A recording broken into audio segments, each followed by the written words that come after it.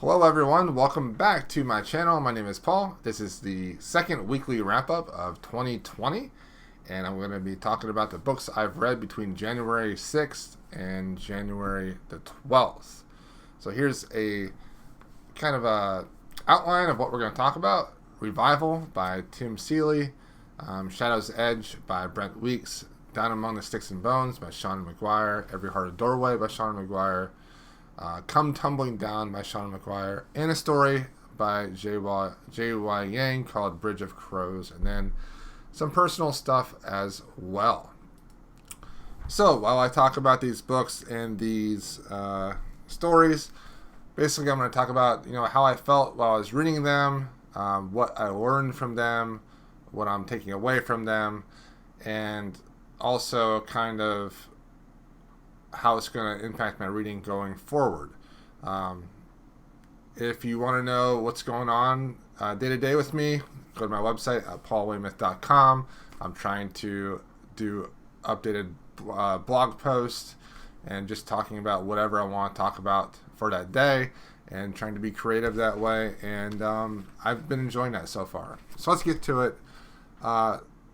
So the trade comic that I read last week, I'm trying to read one trade comic a week, was Revival, Volume 1.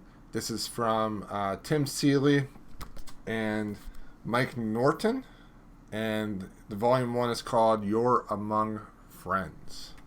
So first off, really cool cover. Let's show some art. That looks good. A little bloody. So this is a comic series where the dead are coming back to life.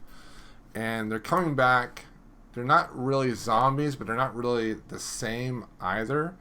And they also get healed. Like if they get hurt, they get healed again. And they're kind of losing their grasp on reality. But what's interesting about this is the focus is more on the townspeople, the people around what is happening, and how it's impacting their lives and their sanity and how they're dealing with these individuals coming back to life. And it's pretty gruesome. There's parts where there's some violence and stuff, and then there's also some mystery police procedural type things. Like in these panels here, we have a policeman talking to a CDC person to try to figure out like what's going on and to investigate some.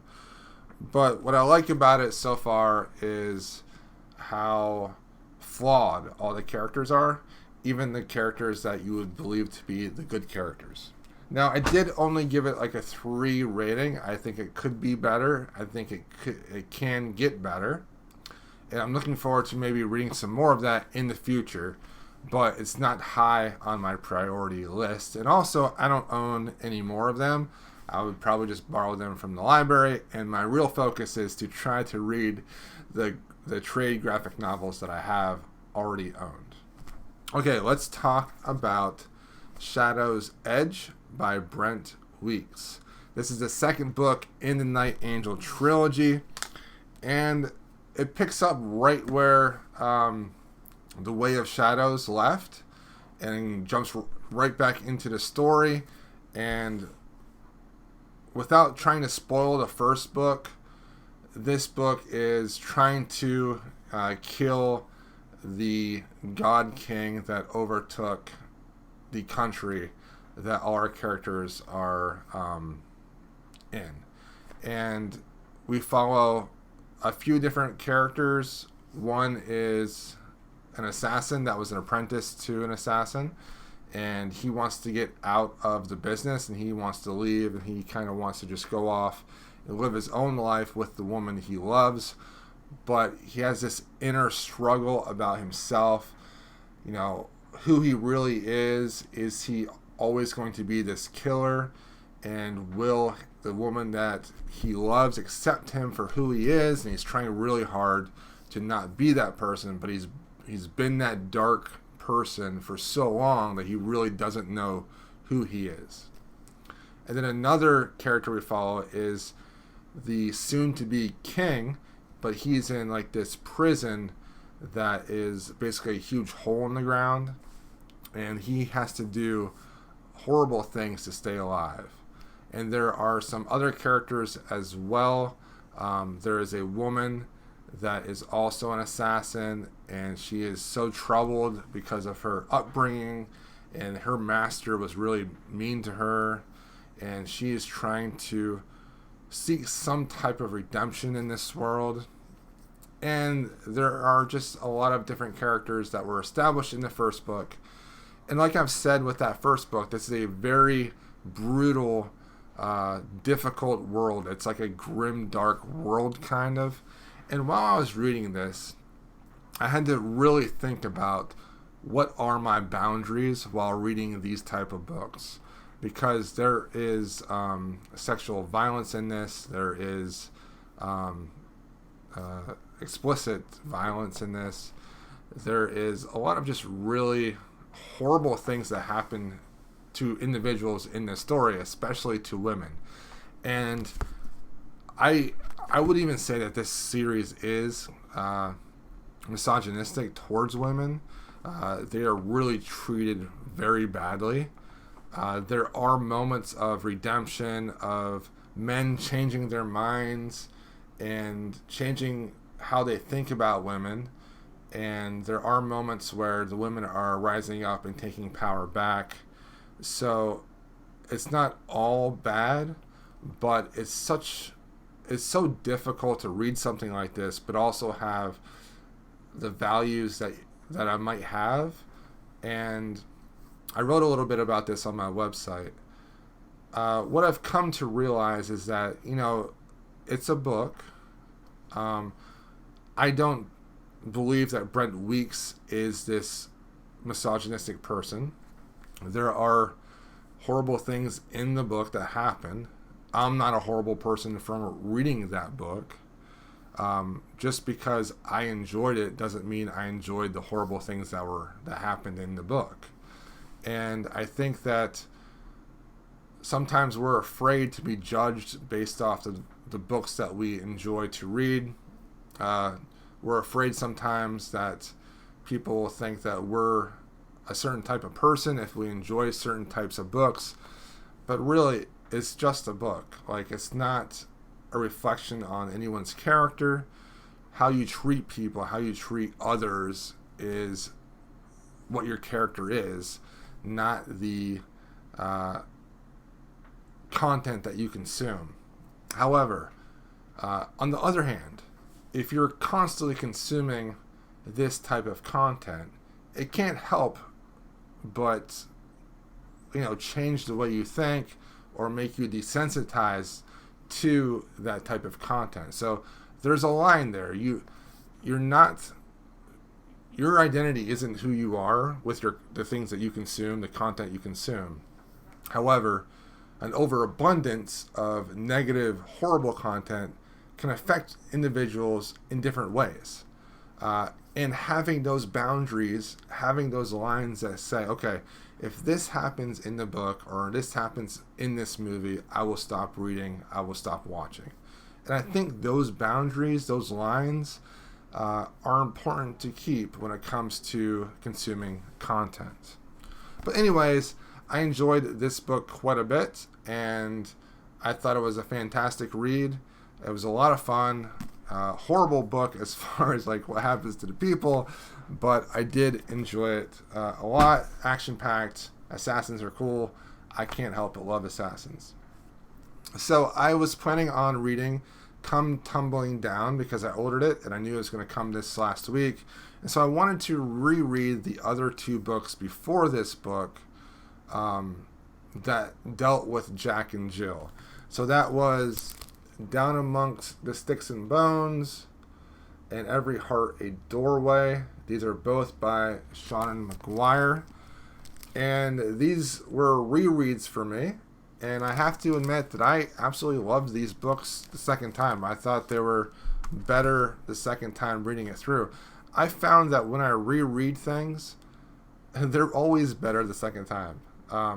mainly because I know I'm going to like it, and because of that, I can focus on the enjoyment of the book and not really the criticizing of the book. So I had a great time rereading these. This main theme of choosing who you are, choosing who your identity is, not letting other people choose your identity for you, and not letting life, the circumstances that happen in your life, make you become the person you don't want to be. It's such a strong theme in these books. And being independent, being proud of who you are, being proud of where you've been and the things you love, it's such a strong theme in these books. And I really grabbed a hold of that theme while I was rereading these, because it just made me realize, Paul, you have awesome abilities, and you also love the things you love, and don't shy away from that. Grab onto the things you love and don't let go. So I read the newest one, Come Tumbling Down by Seanan McGuire, and this picks up after Every Heart a Doorway, and it is a lot like Every Heart a Doorway, as in there's a cast of characters, a group of friends from the school, from Eleanor's West School for Wayward Children, and they go on a quest, even though there's not supposed to be any quest at the Wayward Children estate, but they go on this quest to help Jack against Jill in the moors. So there is Cade, Sumi, Cora, Christopher, and Jack, and Alexis. They're all in the moors trying to help take back the moors for Jack against her sister Jill. So Jack is finally fed up with her sister. It's over.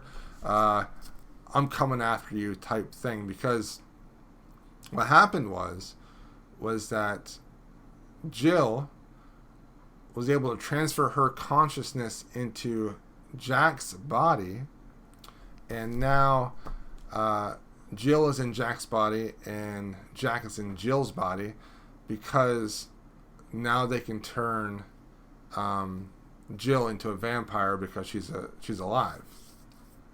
And that can't, and Jack's freaking out because she has OCD and she doesn't know where Jill's body's been, and she just doesn't feel like herself in her own body.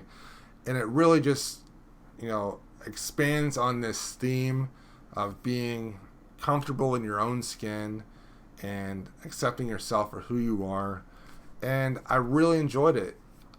These books are so much better when there's a cast of characters that are all connected, and they go on these quests, or they have these stories that are interconnected with the other books. And I think where this series falls off is when we try to just focus on one character and not have all the connected characters involved, because the friendships, the communication between them, the bickering and witty comments between all the characters is what makes the books fun. And I really enjoy the characters and how they relate to each other, because they are so strong characters. They're so independent, and they have such strong personalities. That's what I wanted to say. So their personalities are always rubbing up against each other, and it just creates these great moments of conflict and dialogue, but they also always accept each other no matter what happens, and that really is fantastic. My favorite story of the week was Bridge of Crows by J.Y. Yang. That came from the Mythic Dream collection from last year, and this is a Chinese folktale about a woman that is trying to get answers about her inner life and try to find her lost love. So she's traveling up this mountain to reach this witch, and she comes into contact with different people, and to get answers she has to give them something, and as she goes she has to give more of herself away to finally get the answers she needs. And it's based off of the Weaver and the cow woman? Let me check real quick. So what's cool about this is that the cow herd and the Weaver Girl. So the contents of the book, all these stories are based off of a myth or a folk tale in the world, and they are a retelling of that folk tale. And underneath each story, it tells you which folk tale it is based off of. I've been enjoying this collection so far. So this upcoming week, I will be reading Beyond the Shadows by Brent. This is the third book in the Night Angel trilogy. Mostly, I'm going to be reading that on audiobook until I read and finish The Future of Another Timeline by Anna Lee Newitz. Looking forward to that. And then my graphic novel for next week is this volume of Batman. It's like a retelling of his origin story from Scott Snyder and Greg Capullo.